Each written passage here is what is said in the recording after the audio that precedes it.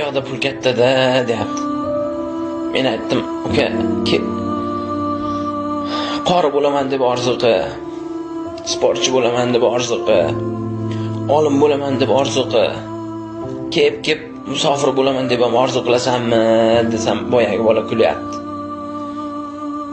Uka, hech qayerda yotqizib non bermaydi. Hamma joyda qiyinchilik bo'ladi. Pulni supurib olmaysan. Hamma joyda xo'roz bir xil qichqiradi. Har yerni qilma orzu, har yerda bor tosh tarozi desam, boyagi bola men baribir ketaman deyapti. Shu non olib kelish bilan uyga non topib kelish juda katta farqi bordi. Shu yoshligida non olib kelish uchun do'konga chiqqan bolalar hozir katta bo'lib non topib kelish uchun musofir yurtga ketyapti-da. Bir akaga savol berdim, qancha yildan beri musofirda yurar ekan. Qancha yildan beri musofirda yurasiz aka desam, boyagi aka 20 yildan beri borib kelib yuraman deyapti. Qiyin emasmi, qiynalmayapsizmi desam, qiynalyapman dedi. Qiynalayotgan bo'lsangiz uyga qayting, o'limdan qo'rqmaysizmi deb savol berdim. Boyagi aka kulib, uyda 10 kishini qiynalganidan ko'ra musofir yurtda bir kishini qiynalgani yaxshiroq. Bir kishini qo'li qora bo'lgani yaxshiroq.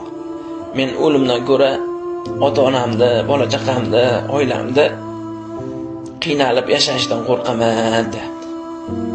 Musofirlarda o'ziga atagan bitta orzusi yo'qda. Yashirincha pullar yig'adi. O'zimga usti bosh olaman, bir joyga aylanganib boraman deydi. Uyda bitta problema bo'ladi. O'sha pulni shunday beradi.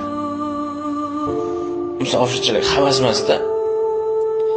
Musofirlarda ichida 10 ming dollarlar pul topadigan bor. Lekin qalbi yorishmaydi o'sha pulni olayotganda. Puli halol, sog'inchdan yuragi ezilib ketganda. O'zbekistonda pul juda katta pul, lekin qalbi yorishmaydi, oilasini sog'inib ketgan.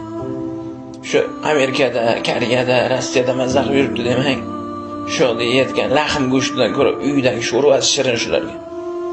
Men bilaman rohat namozda, lekin musofirlarda o'qiyotgan namozda ham rohat yo'qda. Ota-onasini, ayolini, opa-singil, aka-ukasini sog'inib ketgan. Bola